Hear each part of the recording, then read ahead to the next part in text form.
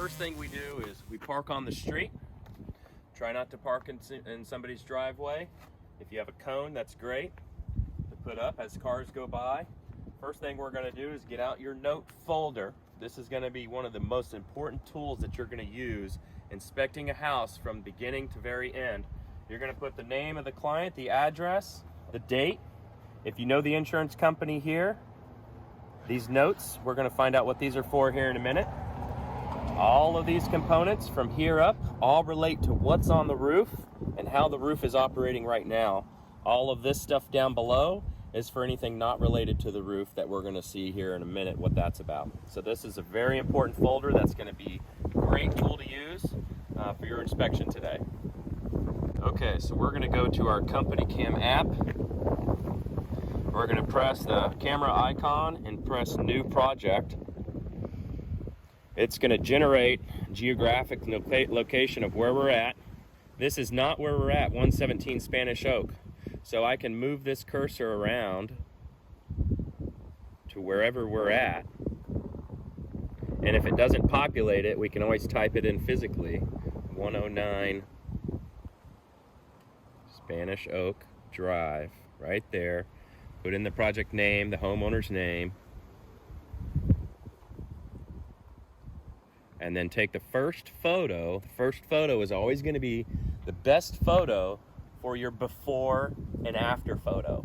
So we're going to get to a great position where we can see the whole roof.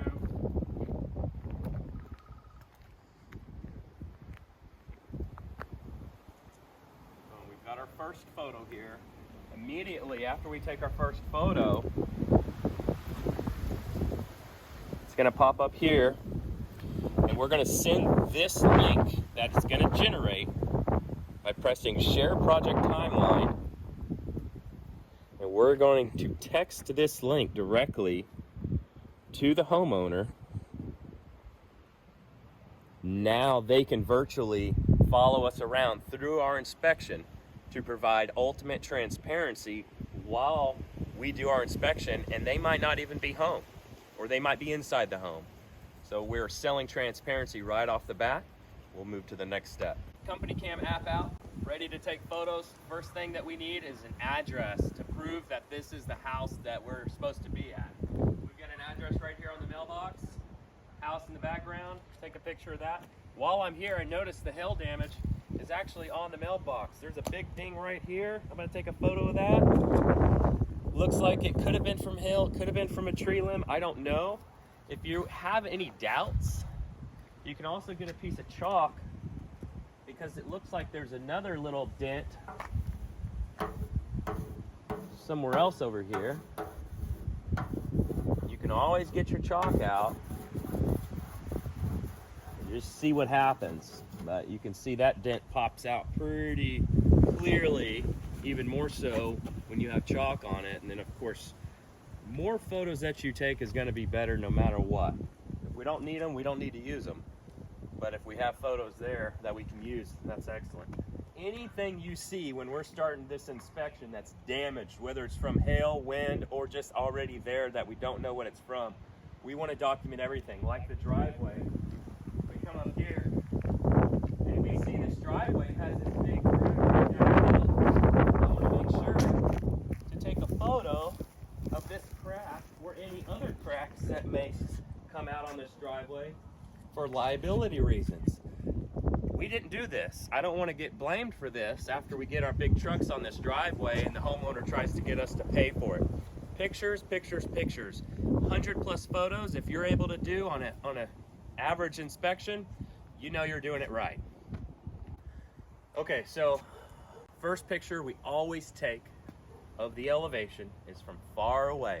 We start in the front, take a far away picture like we already did, and then we can start to get up close and take photos of all of the damages or any other things that stand out. Once we finish one elevation, then we can move to the next elevation, the left side of the house, take a far away photo of the left side, then we can start taking close-up photos of anything related to damages or anything that we need to take photos of. And we'll work our way all the way around the house until we meet right back where we started. Then we can get on the roof. All right, so we've already kind of looked at the garage door. I couldn't really find any damage from hail. I thought this down here almost seemed like a dent, a real shallow dent right here. I'll probably take a picture of it just in case. But other than this, I haven't really found any damage related to hail. When you have hail on a metal object, it's going to be smooth and round. Anything with a pronounced crease in it or a straight long line in it, like some of these, obviously this is from something else. I do want to document this, and I also want to document this. And then once we're done with everything and all our photos, we can go and analyze them from the computer later, okay? So this is just the garage door. Now when you're looking up here on the gutters, I don't necessarily see any dents poking through the bottom of the gutter. That doesn't mean they don't have hail damage on them. Maybe these gutters have a lot of leaves in them and they're clogged up. So now when we're getting on the roof, we're gonna show you how to inspect for hail damage from the top of the gutters to see if they have any dents in those. So there's multiple ways to check for damages that we'll show you here in a minute. Noise, where it's real hollow sounding, it's probably a non-insulated door. If you do hear where the sound is not so echoey, it's probably a vinyl back insulated door or a steel back insulated door. So you know, just depending on the sound it makes, if it's insulated or not. You want to notate that on your file as well. Okay, so the next thing that we're typically going to look at is the windows, the siding, any chipped wood or any stain that's knocked out from any stained wood objects like handrails and stuff like that. For this scenario here, there's really no window screens to look at because they don't have them on this house. So they just have wood window trim over here.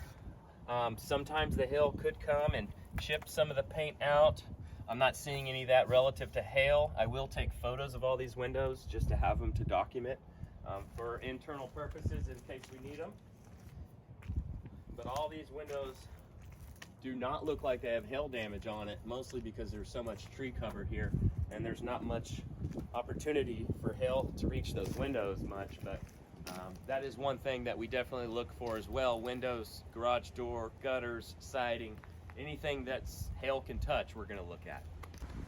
Okay, so now we've done the garage door, we've done the gutter check, we've done some window check already. Now, as I'm approaching the entryway, I'd like to take some more photos of the front door, the entryway, any other aspect or angle of the front of the house, because guess what? We don't just do roofs, we don't just do gutters, we don't just do garage doors, we don't just do window screens and stuff like that. We paint houses, anything exterior, most of the time that we will be able to do that work. So when you're at a house, just know that this is an opportunity to make a living and to have fun while you're doing it and do it the right way and give the homeowner the ultimate experience. And photos is where it all begins. All right, so now we're gonna look at ventilation. The way a roof breathes actually starts from under where the roof overhangs. These are called soffit vents. And you see here, this soffit vents is the intake system for the roof and the roofing system, where the fresh air gets pulled under inside the attic and it's able to come out of the roof. And as you notice here, over the garage door, there's no soffit vents. So there's no way for fresh air to get in on that side. So we want to make sure to take photos of that and notate that in our notes here and write that down, because that could be very important later when we're actually selling this job. All right, guys, so last thing, and then we're going to finish up the front elevation. I couldn't really tell by looking over on that side of the house if they had drip edge, which is a metal flashing that protects the fascia from getting rotted out when wind-driven rain goes underneath the edge of those shingles. This roof has this metal edging, which is called drip edge. This is something you're going to want to notate on your file if the house has it or not.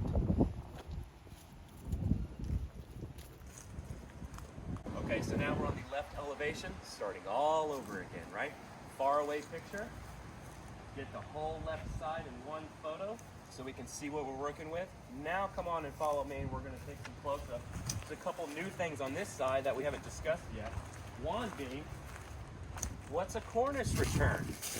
There's a gable where he makes this triangle where two rakes meet at the top. That's called a gable. And you have a gable vent right below that. That gable vent allows the heat and moisture to escape out of the roof. And if there's not ventilation on the roof, sometimes it's okay to just have a gable vent. But usually we try to maximize the way the roof breathes, and we'll add some extra features and exhaust features on the roof to allow better ventilation. This right here is a gable cornice return.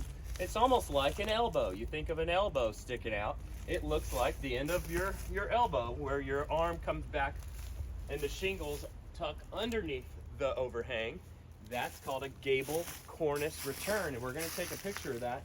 We're going to notate that on our file. We want to know how many this whole house has when we're done, because that means we have to charge more accordingly. All right?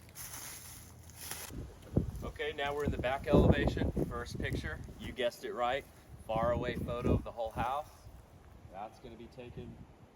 And if you can't get the whole house in one photo, take 2 far away shots, or 3 far away shots, or 4 far away shots. I'm not going to penalize you for taking extra photos. I'm going to reward you for taking extra photos. More photos the better. Now we can come up close and start looking at our damage and stuff and any crazy stuff that's going on, and notate that with photos. Okay, so now we're on the back deck. It's been nicely stained at one point in life, and then the hail came, obviously, and ruined some of this wood where it knocked the stain out. And if you zoom in right here, this is a great spot where you can see bare wood. It almost looks like a round crater shape where the hail came and knocked this out. I'm going to take a photo of this, and I'm going to make sure to record that. There's little stuff all over here and here. We're going to document any bare wood that's showing through that could be the size or shape of a small crater style object, and then we're going to document that so that we can get the insurance to pay to restain this whole entire deck. And of course, Arc Roofer will do that for the client. Okay, so one of the things we haven't really covered from the ground is how to look at hail damage on the downspouts, right? So we can't see these from the roof, so we've got to feel them out and look at them right now on the ground. Usually we feel up and down on the edges like this, if there's any dent. Now there is a dent right here, but it doesn't look like hail because it's not smooth and round. It's got some weird shape to it, so it looks like it was caused by something else. So we're going to follow all the way up here where I felt another little ding, and I rubbed it with chalk. This one looks a little bit more round and smooth. However, it's not super round and not super smooth, but I found another one right over here. Down here, this one is perfectly round, perfectly smooth, and I guarantee you that's from hail right there. We document that, make sure that the insurance sees it when they come out here, so we can get them to cover all the downspouts and anything else we see. So now we're on the last elevation, which is the right elevation of the home. We'll be finished from the ground after we finish this right side. First thing I see is all of these bushes. They're so high, they're touching the roof shingles, they're touching the roof line and the fascia. I'm gonna take note and photograph these. I'm gonna notate in my file that we need to let the homeowner know to trim these back before we do the roof so it does not affect the roof warranty. Any trees that's touching the roof, or that is usually less than 4 feet from the roof if they're hanging over on top, usually those need to be trimmed before we do the roof. If there's any damage from the roof and it comes from the trees, that's not warranted. So we want to make sure to have that for the homeowner. Now we do see further down here, we do see an air conditioning unit. So we're going to go over here, we're going to show you exactly what photos are really going to be important to take of this AC unit and why. Okay, so we are right near an air conditioning unit. We're going to make sure to take photos of the top of the unit, a couple of the sides of the unit. This seems to be a pretty new unit, so I don't expect to see any damage on it. If you were to find hail damage on this unit from the outside, a lot of times the hail will bend one of these metal guards that protects the fan and bend it down. I'm not seeing any of that. I think this was purchased after the last hailstorm, so it looks great and brand new. But sometimes the top is metal. Sometimes you can rub your chalk on here and find dents. Sometimes the sides. These vents right here, you can actually see the aluminum fins that are sticking out. Some of them aren't protected this well, and sometimes the hail will go sideways and dent the aluminum fins. You'll want to notate that as well. Sure happens to be some window screens right here. So these are the only screens on the house. Obviously you see a tear here. Now let me show you something. You see how the tear, part of it is flaring towards us?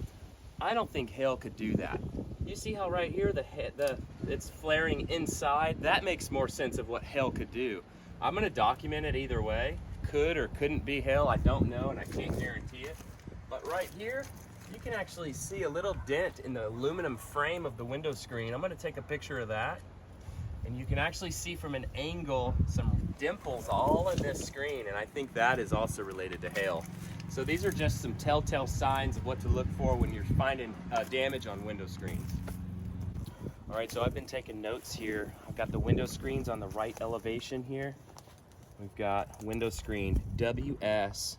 If you're out in the field and you need to write really fast, abbreviate WS for window screen. There's 2 possible that are damaged. This DS, that means downspout. I've got this downspout right here that I found damage on. All of this stuff you're gonna wanna jot down so that we know what's damaged and we know how to quote it. And here, I'm gonna show you a downspout that has hail damage on it, and it also has stuff damage on it that's not from hail. I'm gonna show you exactly how to tell the difference. So check this out. You've got this one right at the top. You see how there's a nice crease, a line in it? That's a no-go. That is not from hail. But if you see right below it, right here, rub your chalk on here. It's smooth and round, right? You got smooth and round right there. You got weird and funky, that's not hail. Weird and funky, crease marks, lines, not hail. Okay, all this stuff. That could be hail because it's round and smooth, round and smooth. That's an X, that's no. Okay, so learn and know how to tell the difference between hail and not hail so that you show up very intelligent when you meet the insurance adjuster, which is the next step. Okay, so setting up the ladder, this is the next step. You want to make sure you do it safely. You want to make sure you do it where if OSHA drives by, they're not going to red flag you. Picking up the ladder in the center here. All ladders can be different. I like this 3-tier ladder. It goes 27 feet high. I've only had 2 roofs out of 2,000 that I've got on that I could not get on. This is a great ladder made by Werner. First up, setting up the roof, the ladder on the roof. These gutters are in poor condition. I'm not too worried about scuffing these at all. I can't protect my ladder from them because they have gutter screens in them, but we do provide you with a gutter protector if it doesn't have gutter screens to put that inside the gutter and then put your ladder on it so it protects the gutters. These are so bad condition, I'm going to set it up carefully, and I just want to show you exactly how to do that. When we set it up here, if it needs to go higher, pull it back away and then go higher. You don't want to drag a ladder up and down the gutter. You want to make sure that there's 3 steps above the eave line or the gutter line so that it's safe. When you feel like you're good, you stand at the base of the ladder and stand up straight and put your hands out. If your hands can touch right here perfectly, that means your ladder is perfectly set up. If your ladder's too steep, like this, you stand at the base, your hand goes way past it. It's too steep. You need to reposition. If the ladder is too far over, you stand up and you can't reach it, that means when you get to the top, the feet might kick out on you and you may fall. So reposition until your hands are literally perfectly able to reach when you're standing up tall. Okay, so we get up to the top of the ladder. First thing we do before we step off on that roof, look underneath these shingles without breaking them. I want to see what kind of underlayment is on here. I want to see how the gutter screens are attached. I want to see how the drip edge is attached, and I want to take a picture of that so I can notate that for my file. Okay guys, so the first thing we do, we just got off the ladder. We're going to go straight to the top of the roof, and we're going to take overview photos, far away photos of the entire roof, every angle we can. The more pictures the better. On this roof I may take 15 photos, I may take 25 photos or 30, I don't know. Let's just start taking photos of every faraway picture we can to get every part of this roof that we can. So we can get this whole side just from one photo. Okay, you can see that right there. And we're gonna get every aspect of this whole roof take that picture. I'm gonna go down this side. I'm gonna go down this side and this side. Now, since I can't see way over here, I've got to walk on the peak of the roof all the way over until I can see the other side of the roof. And I'm gonna document with photos all of this stuff. All of this stuff. More photos, the better. Under these nice trees, get some shade. Pretty cool. And that's good. That's going to be great for the photos, for the overview photos of the whole roof. Okay, guys. So now the next step is, as soon as we're done doing our overview photos of the whole roof, second thing we're going to do, get out your chalk and rub the metal. All metal components, we want to find dents. If there's no dents, there's no hail. All right, so if there's dents on the metal, that means that there might be hail damage on these shingles. So we're going to start. Okay, we got one right here.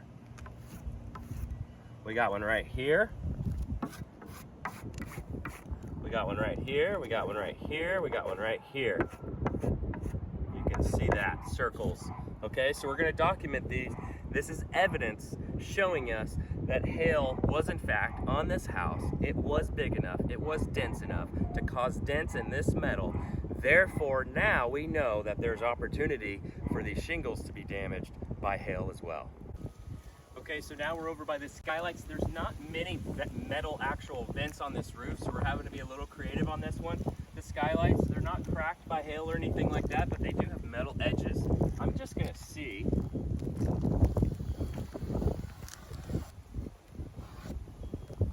There's a dent right there. There's a dent right there.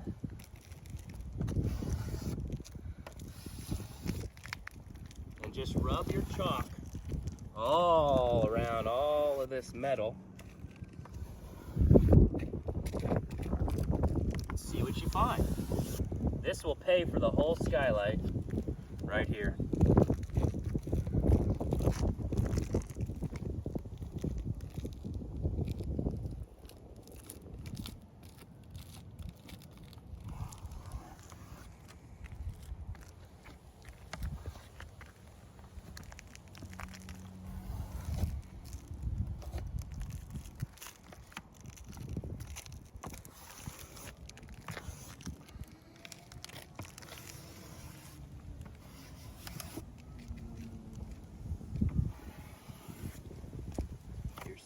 Good ones over here too.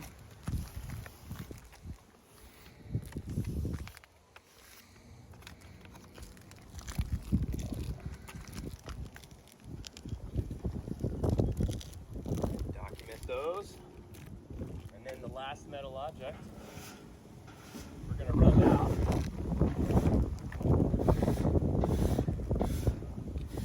The top of this flue cap.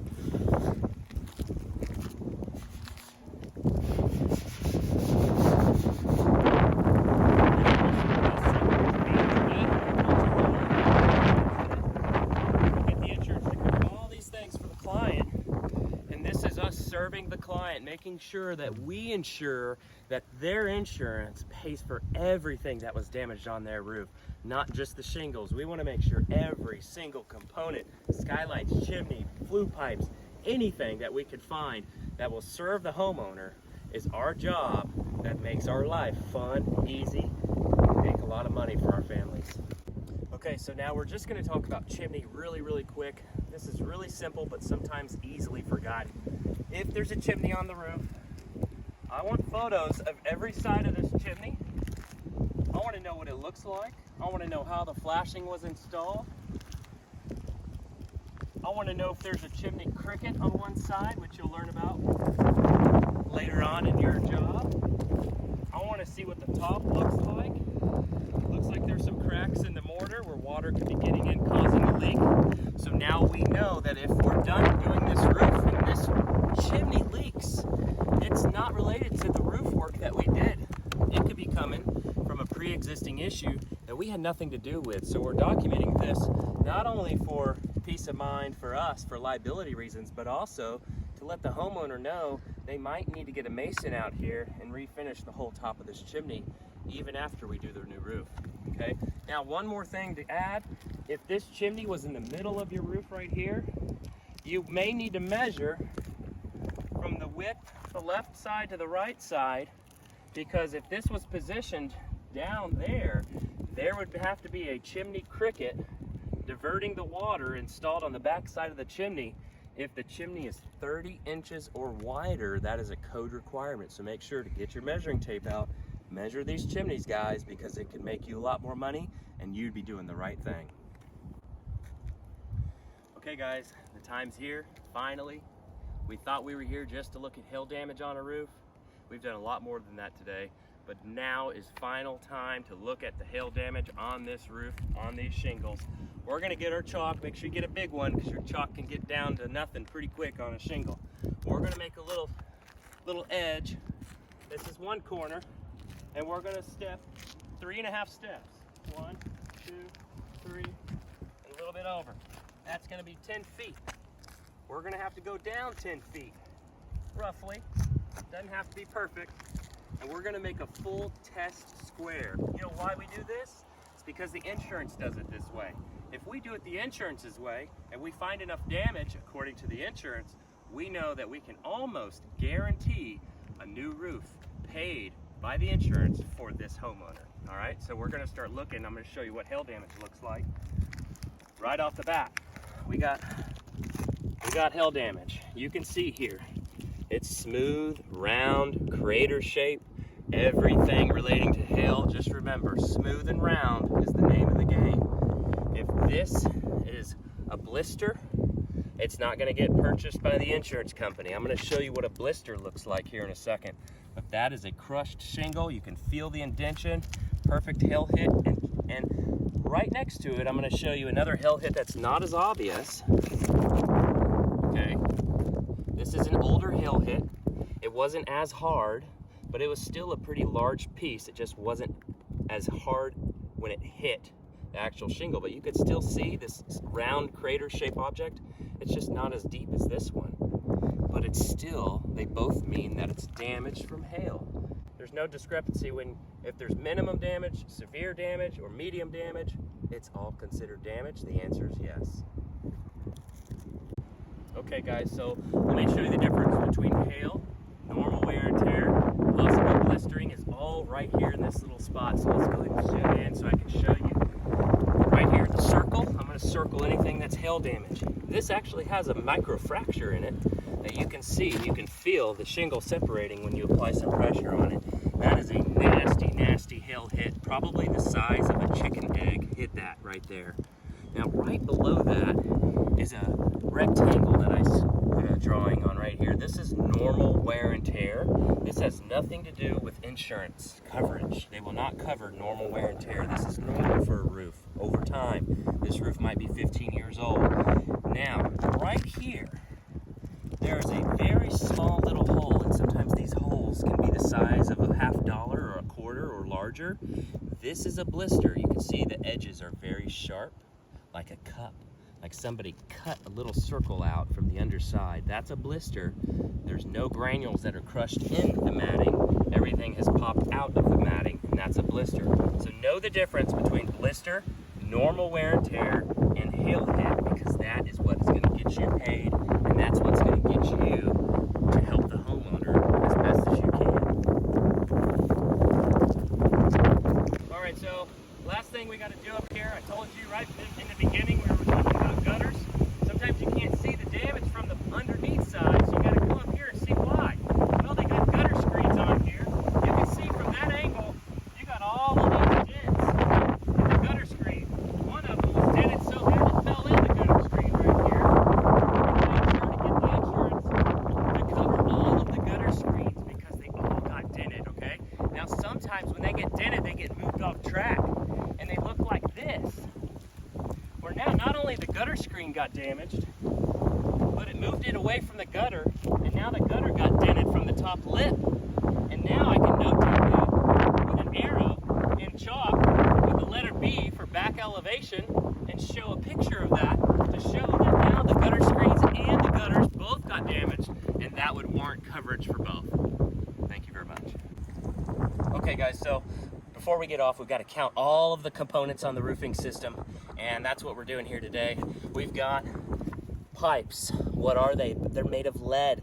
Sometimes the pipes are not made of lead. If they're made of lead, we want to indicate that they are lead pipes. And then we're going to have a separate video to determine how you know what size these pipes are. But there's 1.5 inch, 2 inch, or 3 inch pipes on this roof. There's also a chimney we wrote down. There's a chimney on the back side we wrote down. Over here on this right corner on the apex of the roof, there's a satellite dish. We've got to literally notate every single component on this roof before we leave, so that when we actually do the job, we know what to order for the job, right? So simple as that. Now we're going to get down and we're going to talk to the homeowner, and if they're not here, I'm going to show you exactly what to tell them before you leave this property. Okay guys, so last step, the homeowner wasn't home, but if they were home, this is the script that you're going to say when you get down. You go knock on the front door, you say, "Hey ma'am, I'm done with your inspection. Did you have time to look at the photos while I was up there on the roof taking photos of your house?" "Yes, I saw a few of them." "Okay, great. So you can see obviously the damage that we're looking at. Let me pull out my notes. Obviously we have the whole roof. We've got fractures and we've got dents on the shingles and broken shingles. We've got damage on all the components up there. We've got your mailbox. We've got your gutters. We've got some stuff on the back deck and so forth. So now's a great time and a great opportunity to let's go inside. I probably could use a drink of water if we could go inside and maybe sit down somewhere. I would love to tell you about how easy it is to file a claim with your insurance, because the next step is to get the insurance out here to take a look. It's free of charge. There's no negative harm for you. And get them out here to inspect the roof just like I did. And you know what? I'd like to be here when they do that to support you, to make sure they do a thorough inspection just like I did today.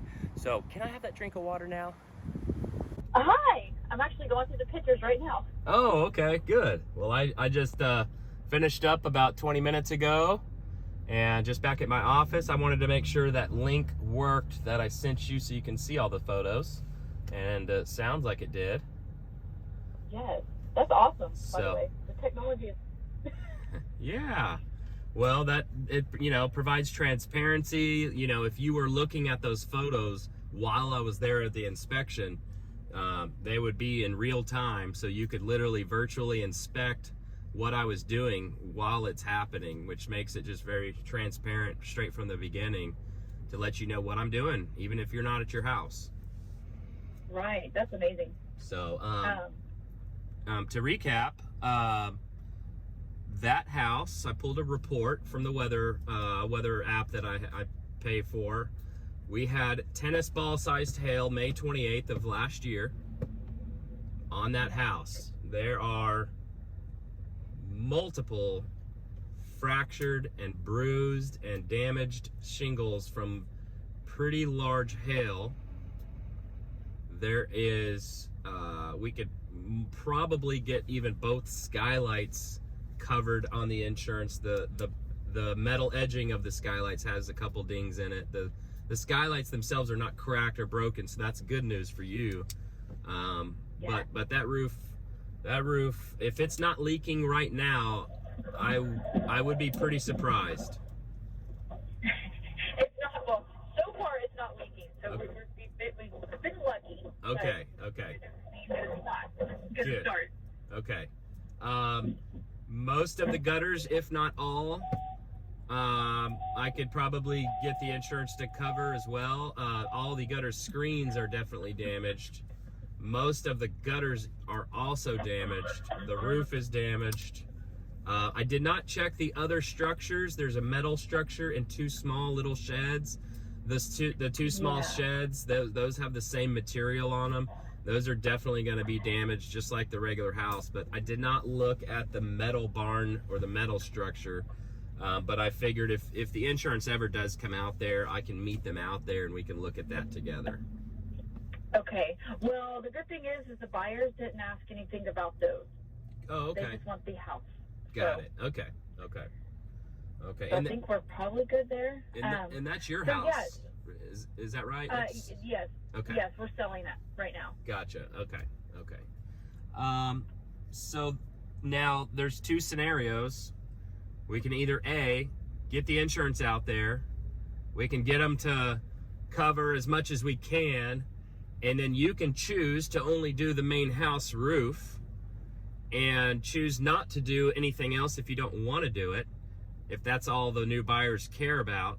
And then you can legally keep any money that the insurance gives you up front for any of the work that you choose not to do. You can legally keep that money. Now, if you were to keep that policy and it hailed again, they wouldn't pay again until you prove you replaced those other items again. But since you're selling the house, the new buyer would have a new insurance come out and insure everything after the main house is done. And that could put you in a pretty good scenario where, yes, you would have to pay a deductible, but at the same time, after you are able to keep some of the money from the other covered items that you're not going to do, depending on what that dollar amount is on that first check that they give you, you may not even be out of pocket anything after you do the math and subtract the difference between the deductible and those other items. So it might put you in a really good position. If you don't want to get insurance involved, that roof, like I said, it's, probably right over 20 grand, I'm guessing. I can give you a number on that, no problem, but I just need to look at the report and do some math on that before I can give you a formal estimate. Okay.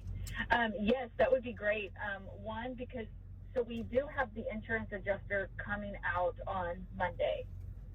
Okay. What do you know what time?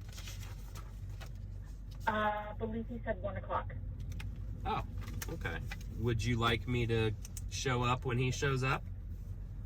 Yeah, that'd be awesome. Okay. The only reason I say that is because I started reading on Nextdoor, and there are so many people whose insurances are not covering all the hail damage that's happened. I know. And I'm like, oh gosh. Well, State Farm and Allstate are notorious for doing that. Do you know what insurance company that you have? We are with Safeco through Liberty Mutual. Okay, gotcha. So the only thing that Safeco may try to wiggle out of is that storm happened May 28th of 2020. So it's been almost about a year and a half.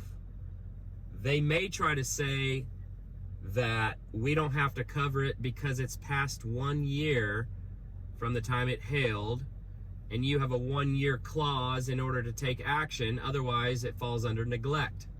And if you wait too long to file a claim, you're neglecting to file a claim on that property, and therefore they don't have to cover it. Sometimes they give you 2 years to do it. So that might be the only argument that we have with the insurance company. So therefore we would have to find out what your policy states, and that would be a discussion that you would have to have with your actual agent, your local agent, and say, hey, how long do I have to file a claim from the time it hails? You could probably get them to cover it even if it's been less than 2 years, though, is what I'm thinking. Okay, because whenever I called to, make the claim, the little adjuster, the claims rep, got on the weather app, whatever y'all use or he uses, and he's claiming it under the most recent one we had in August. Well, then don't argue with him. I'm not. You don't say anything.